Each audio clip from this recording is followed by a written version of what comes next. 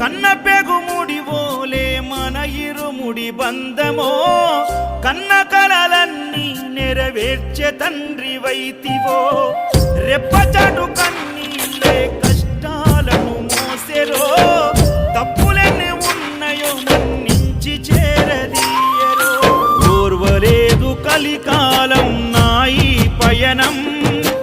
ఆపలేదు పలికిన నోరారా శరణం కాళ్ళు కాలిపోయినా సీమునెత్తురొచ్చినా